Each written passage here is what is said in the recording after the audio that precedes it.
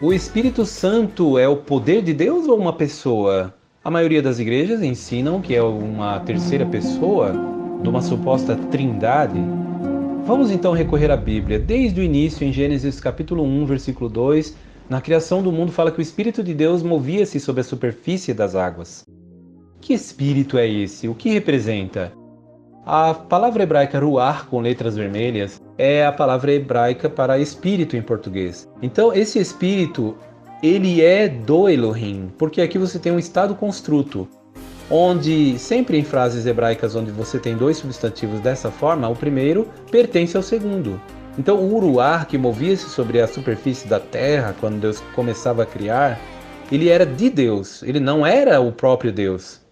Então você vê essa construção chamada estado construto, onde você vê uma relação de dependência. O ar não é uma pessoa, mas depende da pessoa de Deus. E Deus, Elohim aqui, é o sujeito natural da oração. Interessante também que Elohim está no masculino e Ruach no feminino.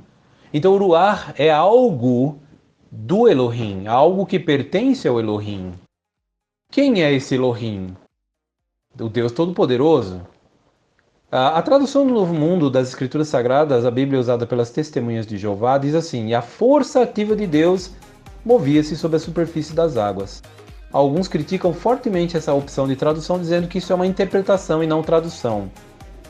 Lamento, mas isso é um ledo engano, porque a palavra ruach não significa simplesmente espírito. A primeira definição dessa palavra não é espírito, mas sim um vento, uma força invisível. Nos léxicos, não adianta bater cabeça, dizer que não, isso é opinião, não é opinião. Observe o Brown Driver Briggs, o Strong. As primeiras definições de ruach se referem a vento, força invisível. Por exemplo, as versões New Revised Standard Version colocou um vento de Deus, a Good News, poder de Deus, a New Jerusalem Bible, um vento divino, a Knox, o fôlego de Deus, e a Jewish Publication Society, produzida por judeus, um vento de Deus, movia-se sobre as águas. Essa é uma versão judaica. E as versões de língua portuguesa não foram diferentes. Por exemplo, a versão pastoral, nessa passagem de Gênesis 1:2, vento impetuoso. A Bíblia de Jerusalém, vento de Deus. E a BTP, olha, vento fortíssimo. A Bíblia da CNBB, da Confederação Nacional dos Bispos do Brasil, uma versão católica, um vento de Deus ou vento poderoso. A Torá, que já é uma versão de judeus, alento exalado por sua boca. Sopro de Deus na Tebe, alento de Deus na Bíblia do peregrino, e a Bíblia na linguagem de hoje colocou vento ou poder de Deus e na nota um vento violento. Então observamos que isso aqui mostra que a acusação de que a força ativa de Deus na tradução da Bíblia usada pelas Testemunhas de Jeová é uma interpretação e não uma tradução, está equivocada. É uma afirmação enganosa. Na verdade, a frase força ativa de Deus está dentro da gama lexical da palavra hebraica ruach. Pode ver que no capítulo 8 de Gênesis, lá diz que quando Deus queria baixar as águas do dilúvio, ele enviou o que? Um vento. E qual era a palavra hebraica que emprega a Bíblia? A Bíblia usa a palavra ruach. Portanto, o ruach de Elohim é algo muito poderoso, invisível e que provém de Deus. Não é o próprio Deus. Esse ruach, ele nos lembra quando o anjo Gabriel falou assim: virá sobre ti o Espírito Santo. O poder do Altíssimo encobrindo a Maria era o Espírito de Deus. Algo muito forte, algo invisível que movimentou a ação da geração de Jesus no ventre de Maria. Vamos à palavra ruach novamente, Gênesis capítulo 1, versículo 2. Veja o que diz J.D. Douglas no seu dicionário da Bíblia em inglês, o The New Bible Dictionary. Abre aspas, o Espírito pairava sobre as águas primitivas, Gênesis 1:2, e cria o homem. O Espírito que embeleza o céu, sustenta a vida animal e renova a superfície da terra. É o ruach, fôlego, vento de Deus, o poder e energia divina que se desloca a todo lugar. Fecha aspas. Percebeu aqui? É um poder ou energia proveniente de Deus, de acordo com esse dicionário. Esse criador de dicionário aqui, que fez esse dicionário, teve essa opinião. Era uma opinião isolada? Não, porque The New Dictionary of Biblical Theology, editado por T.D. Alexander no ano 2000, diz assim, abre aspas, conotações comuns são energia e invisibilidade. Falando de uma maneira ampla, o ruach de Deus é representado como, primeiro, como o poder de Deus na criação do cosmos. Gênesis capítulo 1, versículo 2. Portanto, fecha aspas, você vê aqui mais uma vez esse léxico ou dicionário dizendo que o Espírito de Deus é o poder de Deus ou energia, conforme grafado aí em letras vermelhas. Então, mais um dicionário? Será que isso é a opinião deles ou é apenas definição? Ora, que eu saiba, dicionário não é opinião. Então está na hora de começarem a reavaliar esse assunto. Os trinitários, com a sua teimosia infinita, que dizem é impossível Ruach ser força ativa de Deus.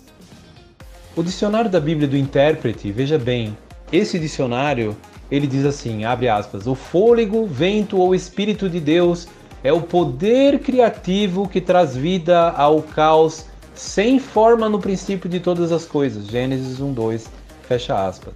Percebeu aqui, de acordo com o dicionário da Bíblia do Intérprete, The Interpreter's Dictionary of the Bible, aqui mostra claramente que este Ruach é o poder criativo. Não é o próprio Deus, mas é o poder proveniente de Deus. Parece que esse dicionário está na mesma linha dos outros dois dicionários. Ou os outros dicionários que falam que o Espírito quer dizer uma trindade estão errados, dando opinião, ou esse aqui está certo. Qual deles estão equivocados? Vamos olhar mais um pouco. Atos capítulo 2 na Bíblia. A Bíblia é a maior fonte de informação que nós temos. E a ela nós devemos recorrer para buscar o entendimento, até mesmo de palavras. Em Atos 2:33, lá diz assim, abre aspas, na versão Almeida, corrigida e fiel, para ninguém dizer aqui que eu estou usando uma Bíblia das testemunhas de Jeová. Não. Atos 2:33 diz assim na versão Almeida, abre aspas, de sorte que, exaltado pela destra de Deus e tendo recebido do Pai a promessa do Espírito Santo, derramou isto que vós agora vedes e ouvis. Fecha aspas. Observaram que aí é uma passagem na versão Almeida, usada em predileção pelos evangélicos trinitários? E ali diz que, por meio de Cristo, foi derramado isto. Primeiro, o Espírito Santo ser derramado e ser chamado de isto. Veja o que diz o grego. Teidexia onto teu hypsótheis. A direita, pois, de Deus foi enaltecido, isto é, Jesus. Tente evangeliam tu pneumatos, e é o prometido do Espírito, tu hagio, o Santo, ou seja, o Espírito Santo. Labon para tu patros, recebeu do Pai. Execen tuto, derramou isto. Que vós tanto estáis vendo como ouvindo. Então aqui diz execen tuto, derramou isto, chamou o Espírito Santo de isto. Observe que a palavra isto é um pronome demonstrativo, aplicado a coisas, é um pronome neutro. Quando no grego aí diz derramou isto ao Espírito Santo, se este fosse alguém, uma terceira gloriosa pessoa de uma suposta trindade, seria um sacrilégio falar que ele é isto. Não se usaria tuto, porque é usado com referência a coisas normalmente. Portanto, o tuto aqui, que vocês veem em destaque, é isto. Então, o Espírito é uma coisa, não é alguém, conforme ensina a teologia católica da Trindade. Portanto, a continuação do exame mais detido revela isso mesmo. Por exemplo, em João 3,34, lá fala que ele pode ser dado em quantidade. O Espírito Santo de Deus ele pode ser dado numa quantidade, vai depender. Como que diz o texto? O garek metro didocintopneuma. Fala que ele não dá o Espírito por medida, ou seja, ele não dá uma fração ali limitada, ele dá sempre em abundância, de forma que possa se realizar a ação pretendida. E aí o verbo dar, usado com referência ao Espírito, e o interessante é que a palavra Espírito, ela ocorre sempre, ou quase sempre, depois de uma preposição ou de um artigo neutro, to, indicando que é algo e não alguém. Isso é uma indicação, não estou dizendo que é determinante. Mas em João 20:22, quando Jesus entra no meio dos apóstolos e disse, recebei o Espírito Santo. Na própria Almeida fala que ele soprou sobre eles e disse, recebei o Espírito Santo. Como pode o Espírito ser alguém depois de tais observações no texto da Bíblia Sagrada? É coerente ensinar que o Espírito de Deus é alguém quando Jesus soprou, olha, recebeis aí o Espírito Santo. Então é óbvio, é muito claro que esses textos, eles simplesmente eliminam as dúvidas. Eliminam qualquer dúvida sobre o que realmente é o Espírito Santo. Não é quem, mas o que realmente é o Espírito Santo. Ele pode ser distribuído ele pode ser enviado, pode ser dado. Em João 20:22, no grego fala kaituto epon, eneficisen, e tendo dito isso, soprou, kai lege autos e disse eles, lá betepneumahagion. Aqui fala para eles receberem o quê? O Espírito Santo, só que não tem artigo, por isso não pode colocar o Espírito Santo com letra maiúscula, porque não tem artigo aqui antes da palavra pneuma. Não está escrito top pneuma hagion ou algo assim como hop pneuma, não. Apenas pneuma hagion, quer dizer, não tem o artigo. Não é alguém. É errado colocar com letras maiúsculas. Portanto, João 20:22 você vê na versão Almeida com letras maiúsculas. Isso não é correto, até porque Daniel Wallace, evangélico e erudito, disse que não há base gramatical para personificar o Espírito Santo. Portanto, você vê aí no grego novamente, ó, pneuma hagion, sem o artigo definido. Não está articulando como sendo alguém. Exatamente o que o salmista, aliás, o proverbista Salomão, em Provérbios 1:23, ele fala sobre o Espírito e diz assim: Tashuvu letokarti, retornai em vista da minha repreensão, Hine rabiah lachem ruhi, e eis que farei jorrar para vocês o meu Espírito. Aqui a biah, que eu coloquei em letras vermelhas, é Deus dizendo, ó, vou fazer jorrar lachem para vós, ruhi, o Espírito meu, literalmente, o meu Espírito. Como que é? O Espírito pode se borbulhar também, além de tudo isso que nós já lemos? Borbulhar não se refere à pessoa, mas se refere a algo, não é verdade? Jorrar, o Espírito vai jorrar. A palavra nabá significa jorrar. A palavra hebraica no léxico de Strong significa borbulhar, jorrar, vir em grande quantidade como algo. Portanto, essas linguagens de que liquidificam o Espírito Santo, elas são totalmente ignoradas pelos trinitários. Olha aí o texto, abia, farei jorrar. Algumas Bíblias falam, farei borbulhar. E é uma palavra usada com referência a coisas, a água e algo assim.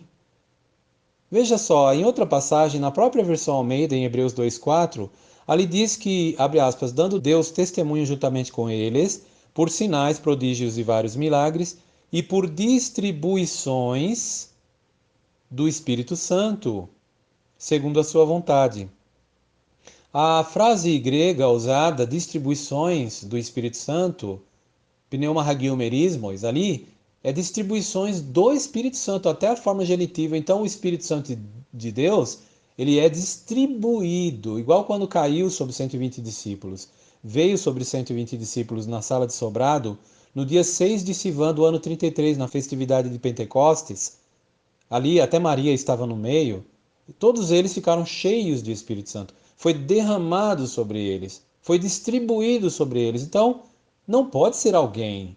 É óbvio que não é alguém. O capítulo 11 de Números revela isso. Moisés, ele estava preocupado porque o povo era muita gente para ele cuidar. Então, aí o que o texto diz? Que Deus tirou um pouco do espírito que havia sobre ele. Vayat sel min haruach, e tirou um pouco do espírito asher alav que havia sobre ele. Vaiten al shivein ish, e colocou sobre os 70 aí Ish Hazekenim, anciãos de Israel, ali naquela ocasião, e o texto diz, Vaihi ki Noach alehem, e sucedeu que quando pousou sobre eles, Haruach, o Espírito, Vaitenabeu. Então, Vaitenabeu significa que passaram a agir como profetas. Então, o texto diz que foi tirado do Espírito um pouco que havia sobre Moisés e distribuído sobre 70 dos Zequenim, ou anciãos de Israel. E o que aconteceu? Começaram a profetizar. Significa profetizar, a primeira definição de profetizar significa falar a palavra de Deus. Não é prever eventos futuros, como dizem os teólogos evangélicos. Não, mas é falar a palavra de Deus. Então eles começaram a falar coisas bonitas sobre Deus da Bíblia, ou de Deus diretamente. Isso é profetizar, no caso. Então eles começaram a fazer isso após vir sobre eles, pousar. A palavra Noach significa repousar. Então repousar é uma linguagem pessoal. Eles foram recebendo esse espírito, esse se espalhou sobre 70 dos anciãos de Israel. Isso é muito significativo. Como pode o espírito ser alguém se ele foi tirado de Moisés e distribuído para outros 70. O que dizer então da objeção de alguns pastores que dizem assim: não, o Espírito de Deus ele não é uma força ativa ou um poder de Deus, não, porque ele é o consolador, ele é o ajudador, ele testifica, ele fica entristecido. Então, uma força ativa, uma energia, um poder de Deus não pode ficar entristecido. Esse, gente, é um ledo engano. É um equívoco. Eles ignoram todos esses textos que nós consideramos até agora e os outros que eu ainda vou mostrar, que mostram claramente que o Espírito Santo de Deus não é alguém, e passam a pegar-se textos que têm um sentido metafórico, um sentido ali é uma figura de linguagem. Por exemplo, a Bíblia não diz também, e você pode conferir isso, por exemplo, o céu declara a glória de Deus. Salmos 19:1, o céu é alguém? 13 de 1 Coríntios fala que o amor ele não se comporta indecentemente, não se gaba, quer dizer, não se jacta, né? O amor é alguém? Então, esses são figuras de linguagens. O pecado reinou, né, diz Romanos 5:21. Significa que o pecado é alguém? Portanto, são figuras de linguagem. Essas figuras de linguagem personificam o Espírito. Mas e as outras aqui que nós estamos considerando? Por exemplo, dê uma olhada em Números 11:29. Fala que Deus, Jeová, colocaria sobre eles o seu Espírito. Iten Yehová et Ruho, diz Moisés aqui em letras vermelhas. Quer dizer, Deus colocar sobre pessoas o seu Espírito. Então é óbvio que o Espírito ele pode ser colocado sobre as pessoas. Não uma pessoa, mas várias ao mesmo tempo. Ele é algo. Observe com atenção e medite em oração em Mateus 3:11. Aqui diz assim, olha, veja só o que João Batista disse. O grego literalmente traduzido aqui palavra por palavra diz assim: Ego men himas baptizo, eu de fato vos batizo em rudate, em água. Autós, ele, se referindo a Jesus, rimas baptisei, vos batizará em pneumati hagioi caipiri, em Espírito Santo e fogo. Vamos raciocinar o seguinte, aqui diz que João Batista diz que ele batizaria em água, ou com água, pode ser traduzido assim. Batizar, a palavra baptizo, que é o verbo baptizar no presente do indicativo ativo, do verbo batizar, significa mergulhar. Baptizo é mergulhar, eu mergulho. Então aqui ele está dizendo, ó, vou mergulhar vocês em água, mas ele vai mergulhar vocês em espírito. Mais uma vez, o espírito é liquidificado, mostrando que não é alguém, mas algo. Algo que pode imergir as pessoas, semelhante a algo, não a alguém. Portanto, quando você lê aqui também, você vê que ele está associado, assim como a pessoa pode ser mergulhada na água, a água não é alguém, o fogo pode tomar conta de várias pessoas ao mesmo tempo, e o fogo não é alguém, da mesma forma o espírito aqui também não é alguém. Então existe um paralelo entre coisas e o Espírito Santo. Isso é comum nas Escrituras, indicando claramente a impessoalidade do Espírito Santo. Não há como argumentar contra isso. Isso aqui não existe refutação para isso aqui. Na verdade, os trinitários rejeitam isso aqui. Essa ideia eles já descartam como sendo ideia não da Bíblia, mas é exatamente isso que a Bíblia está fazendo. Prosseguindo agora, veja só essa declaração de Jesus. Mateus 11:27, abre aspas. Tudo me foi entregue por meu Pai e ninguém conhece plenamente o Filho exceto o Pai. E ninguém conhece plenamente o Pai exceto o Filho e aquele a quem o Filho quiser revelá-lo. Fecha aspas. Aqui diz que ninguém conhece o Filho, Jesus falando, exceto o Pai. E ninguém conhece o Pai exceto o Filho. Por que ele excluiu o Espírito Santo aqui, se ele é alguém? Portanto, fica claro que não existe uma terceira suposta pessoa, senão essas declarações aqui de Jesus estariam erradas. Fica claro que o ensino de que o Espírito de Deus é o próprio Deus numa terceira pessoa não passa de pura filosofia. E de fato assim é.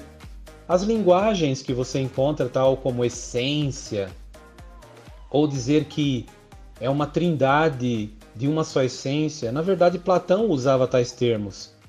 O filósofo Platão viveu séculos antes de Cristo e escreveu em grego muitas declarações e usava ali, ele falava de díades, de uma só essência, tríades de uma só essência.